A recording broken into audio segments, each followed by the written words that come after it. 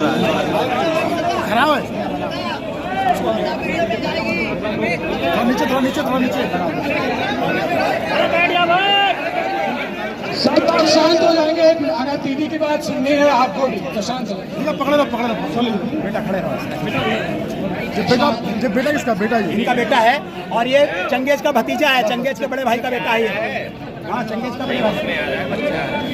कोई नहीं आ जाएगा बाद में दिखा देगा। शांत रहे, 1 मिनट बयान हो जाने दें। आपके सामने हो रहा है, आप ही सुन लो। 1 सेकंड बिल्कुल साइलेंट। मैं नेपाल से हूँ, मेरा नाम पूजा वर्मा था। मैं नेपाल से हूँ भैया, मेरा नाम पूजा वर्मा था।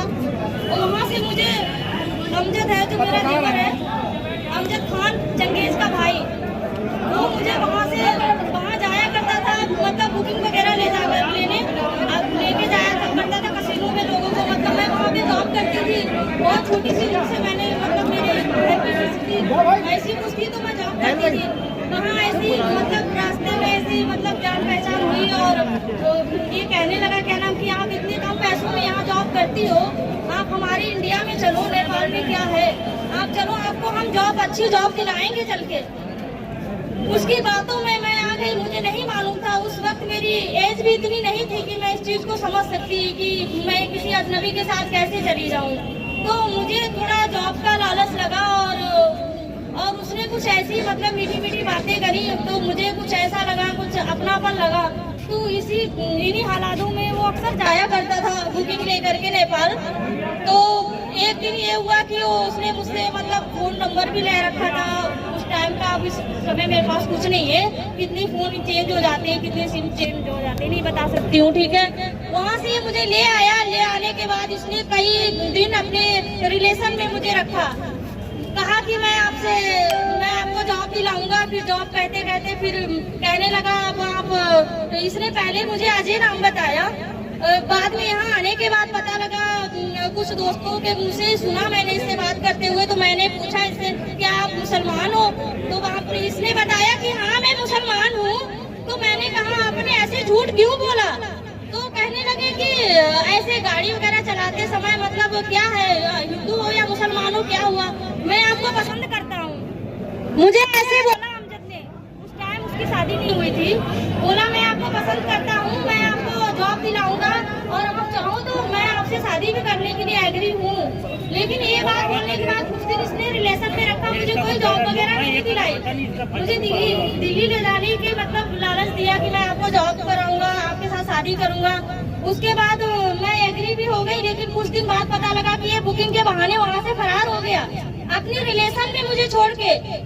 रिलेशन बताऊं मैं आपको, बीसलपुर में ऐसे ही कुछ गांव है, अपनी इसकी जो मौसी बोलते हैं, अपने लोगों में मुसलमानों में खाला बोलते हैं, उसके घर पे ये मुझे वहाँ छोड़कर फरार हो गया। वहाँ से वहाँ पे इसने अपनी बहन छोटी और अपनी माँ को भेजा और मेरे पास कुछ दिन रहने के लिए, कुछ दिन वो मेरे पास रही। फिर उन्होंने मेरे अंदर इतना खौफ भर दिया कि आप यहाँ मुसलमानों के साथ इतना टाइम स्पेंड किया है आपने, आप अब अगर घर जाओगी तो आपको हो सकता है आपका मतलब आपके रिलेशन वाले आपको जान से मार दें, आपने हमारे साथ खाया पिया है। तो मैं इतनी डर गई थी उस टाइम। तो मुझे लगा कि अमजद मुझे पसंद करता है, तो मैंने उनकी माँ से कहा कि ठीक है मैं आपके बेटे को पसंद करती हूँ, मैं उससे शादी करना चाहती हूँ। अगर वो मुझे वहाँ से ले आए हैं तो मैं एग्री हूँ, ठीक है वापस नहीं जाऊंगी। लेकिन पता चला बाद में कुछ दिन ऐसे रहते रहते उन्होंने अपना बड़ा बेटा फिरोज खान, जिसके एक्स बेबी एक्सपायर हो गई थी, बट मुझे ये बात पहले नहीं बताई। उससे 4 बच्चे भी थे, 2 बेटे और 2 बेटियां। उसको वहाँ बुलाया गया और मुझे धीरे से मतलब बहुत प्यार से समझाया गया कि तुमको बेटी बना के रखेंगे और मेरे इस बेटे के साथ आप मतलब शादी कर लो। उनके रिलेशन वालों ने भी बताया क्या नाम ऐसा है कि इनकी शादी हुई थी और हाल ही में इनकी बीवी की डेथ हो गई थी और ये मतलब तनहा है, आप इनके साथ मतलब शादी कर लो। मैं एग्री नहीं थी, मैं नहीं करूंगी कहा। ऐसे करते करते इन्होंने बहाना से मजार पे ले चल रहे हैं बोलकर बरेली शरीफ जो बोलते हैं, वहाँ आला हजरत के यहाँ लेके गए। 2-4 मौलाना मौलवी भी थे, बीच गाड़ी में मुझे बीच में बैठा के ले गए। उस वक्त मेरे साथ अपना कोई नहीं था जहाँ भी मुझे कोई सपोर्ट कर सकता।